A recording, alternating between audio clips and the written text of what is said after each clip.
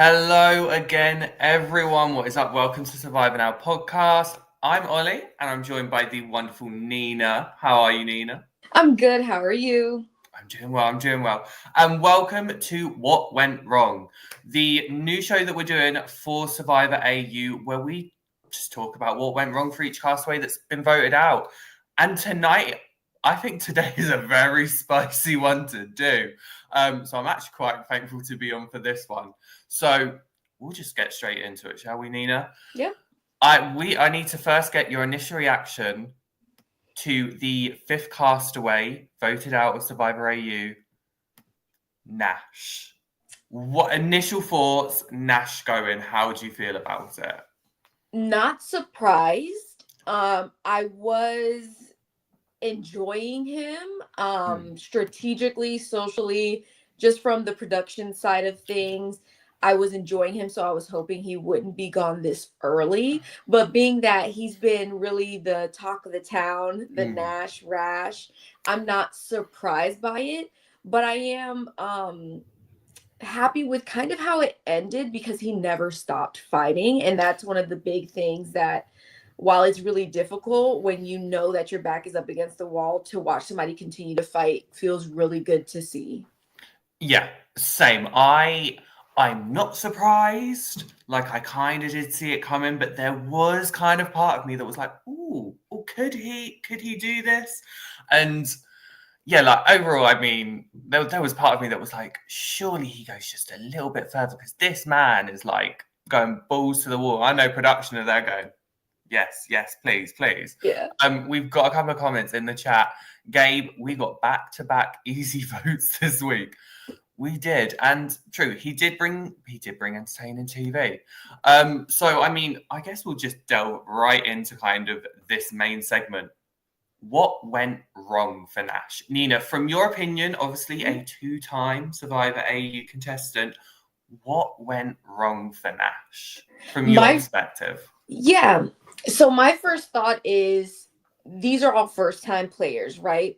And going back to blood versus water, everybody's kind of walking on eggshells at the beginning. When you have somebody come in with a freaking bulldozer and it takes you back, everyone is on the same page where they're like, whoa, whoa, whoa. Yeah, we're here to play the game. This is just a lot more than I thought it was going to be. And of course, entertainment side, and now having been a player, it's great. But when you're out there for the first time, you shouldn't expect everybody to be on the same pace as you.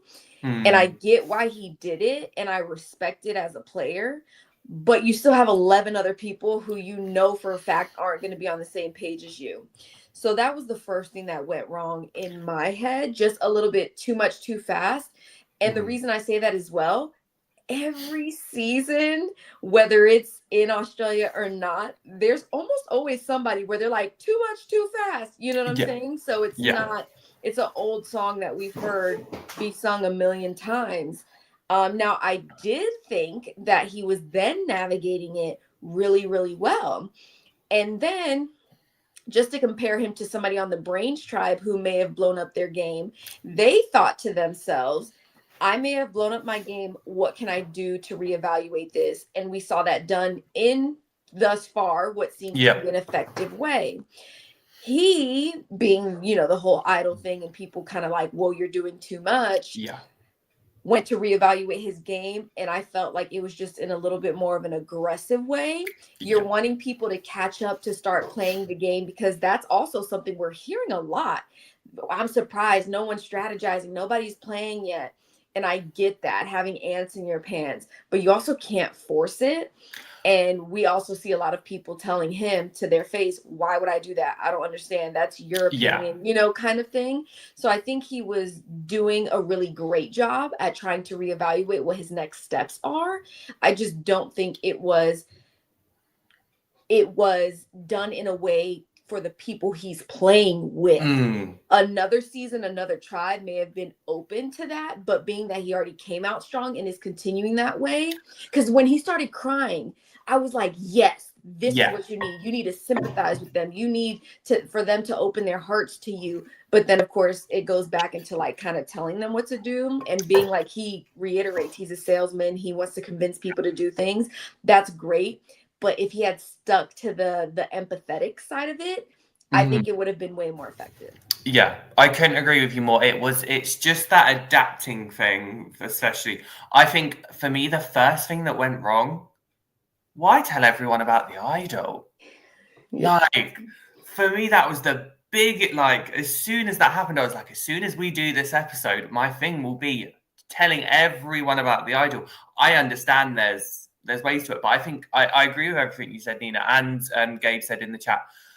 Nash focused on playing aggressively, and he kind of built relationships by fear, not socially, because it was very much that. It was, I said this on the recap show, it was very Rome coded in the sense of, here is everything, come to me.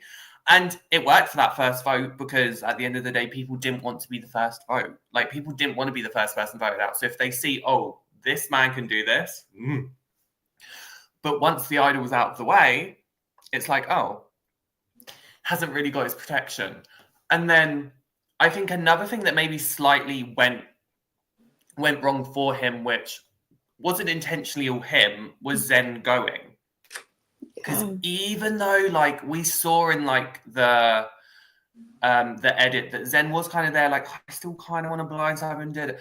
I feel like there was still this closeness between them two where they would have worked together, because I think people would have put them together and Zen would have been like, okay, I've got to work with Nash now. So I think losing Zen really did hurt Nash as well, unintentionally. Go for it. I agree. And something that popped into my head while you were saying that was, that's obviously a number. And him telling him, this is another thing I think went wrong. When you said, why tell everyone about the idol? If he had kept that between him and Zen, of course, we never know, right? But that's already a little relationship that you have being built day 1, minute 5, you know? Yeah. And not only that, I think another thing that could be argued is he went so big and bold with the idol the first time, not even knowing anyone, that when he found it the second time and they're like, just show it, this is your pattern, you've already established something that you're now faltering on. And then we go into, you want to play a honest, trustworthy game, falter, you admitted to throwing a challenge, and then you admitted it to somebody. This is something that I noticed. I've done it, we've all watched it. Sometimes these truths that are then exposed or shared, I think are really good, but to the wrong person or the wrong time. Telling Ursula, we see it. She's like, I love that. Yeah. But I was the one on the chopping block. Don't do that. You know, when she was the one at risk, don't tell her that. Yeah. You have Olympic athletes who know nothing but win, win, win. Don't tell them that. Coaches, don't tell them that. Somebody who might be a little bit more open to Survivor in that strategic game, you'll probably get away with telling them something like that. But somebody who is neck on the line and is ex-athlete, current athlete, coach, whatever it may be, when you talk about throwing challenges, no. And like, I'm a competitive person. Like, if I was in your alliance and then you told me later on, oh, by the way, I threw this challenge, and I was especially in Ursula's position, I'd have been sat there like, so you're telling me you were the reason I could have almost gone home for... And respect to everything Ursula did, I think it was the right move for her personally. But yeah, it's those just subtle little things. I feel like for those were almost like the nail in his coffin.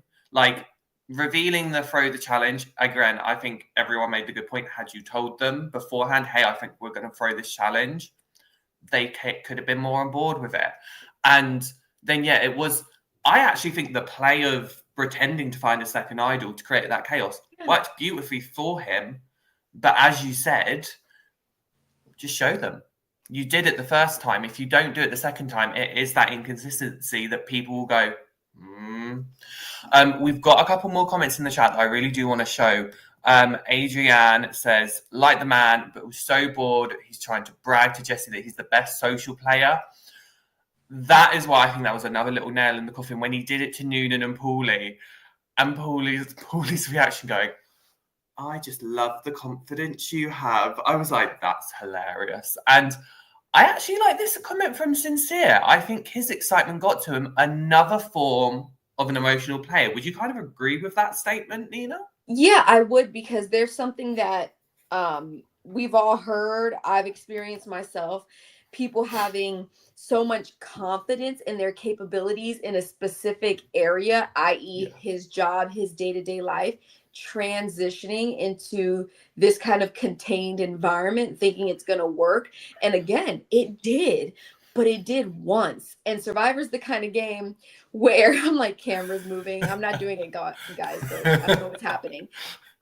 We see it work once, but then you have to be adaptable. We saw an attempt at it, but maybe an attempt in the wrong direction. So I do agree that it's still emotional, because it's your confidence within yourself, the emotion you feel about your capabilities, and it just not translating correctly. Because I also think, I can't remember if somebody pointed it out or not, but when he got, this is something I thought, when he got the idol the first time, his confidence, his swagger that was shown. Then when he tried to admit or convince people that he found it again, it was still like a nervous, skittish kind of vibe. And that would have also been like, that's kind of weird to me how you were so confident last time. Yeah, I think what went wrong for him there was just how he portrayed both of them was so uniquely different that it was very easy to distinguish. Because had he kept that same energy the first time, people would have been like, okay, he's keeping this up. So that's consistent. That's consistent. The only one consistency is he's not showing us, which I think in that instance is everything else was consistent. That one thing people would have been like, well, actually, we saw what happened the first time because everyone did want to flush it. So he has a right not to show people. I think we've kind of materialized all this. It's very clear we know what went wrong for poor Nash, but shall we give him some flowers? I think we need to give him some flowers. And the first comment I want to point out is Sincere's here. I do think Nash redeeming qualities, he was loyal. Like, he was vouching for Ursula even when she was outing him, even when she was very clear she was going to get rid of him. So I definitely give Nash his credit there. Like, he was really loyal. Before I go on, Nina, what flowers do you have for Nash? Yeah, I have a few. Just viewer-wise, very entertaining. Yeah. A risk taker. We love to see that, especially early on. But of course, there's always a downside to doing that, unless you can navigate it or get lucky. But within the game, looking at him as a player, it's the loyalty, the charisma. I always want to play with people who want to play, who are ready to go and willing to do anything. And to see that immediately is very nice and refreshing sometimes. But I also think his ability to just be open to everything. So many players get emotional when they hear somebody's throwing their name out there. We see it on the Brains tribe, but here he is coming straight to Zen like, dude, what's up? And Zen admitted straight up, yeah, I did it. He's like, cool, bro. I actually understand why. A logical player. Yeah, he's emotional, but in that moment, he's like, I actually understand why you did it. I'm glad you admitted it. Do you want to move forward? And he's like, yeah, cool, great. And that's something that I really love about him as a player. When I see anyone, because I've been on the emotional side of things, it's really hard to play with somebody who you're kind of upset with or don't feel great about. But for him to be like, actually, logically, I understand why you did it, because probably would have done the same thing, but cool, we're good. Yeah, all right, let's move forward. And I absolutely love that. Yeah, I completely agree. There was so many little things that I saw that you saw potential. But I want to give Nash his flowers on just his presence this season. Like, we are going to remember Nash. Like, he was character. He was loud in the best possible way. Like, love him or dislike him. I think I'm going to say this and clarify this now. If you hate the man, you should not be watching the show, because he was entertaining. And also, if you hated what he did but loved what George did, hypocrite. So, like, you need to give the man the flowers. He tried. At least he was willing to do something, because we even saw this episode that there were some people clearly not doing a lot, and it's going to bite them in the bum in the end. But with Nash, it's like, at least he tried, and at least he gave us some entertainment. And at the end of the day, I enjoyed it. Was I rooting for him? He was not at the top of my list.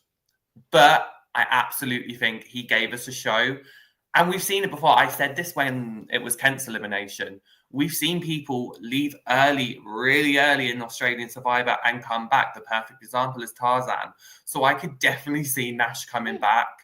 And I think his shenanigans and his like buffoonery will absolutely help him the second time he plays, because people may expect it, but people may also be there for a second time and actually want some of that. So I think that's where it could benefit him if he does come. So Nash, make sure you've got the producers on speed dial, because they will want you. Yep. Anything else, Nina, before we wrap this up? No, not really. Just very much enjoyed him. Genuinely wished he lasted longer.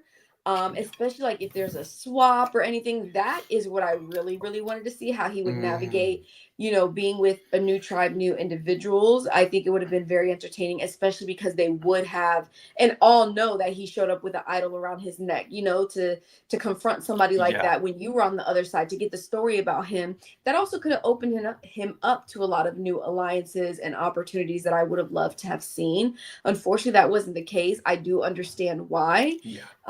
But everybody plays at their own pace, and sometimes if you know that people aren't on the same level as you just got to bring it down a little bit. And I know that's really hard, but when the majority isn't on your level, you got to sometimes get on theirs and push them up gently. Just a little bit.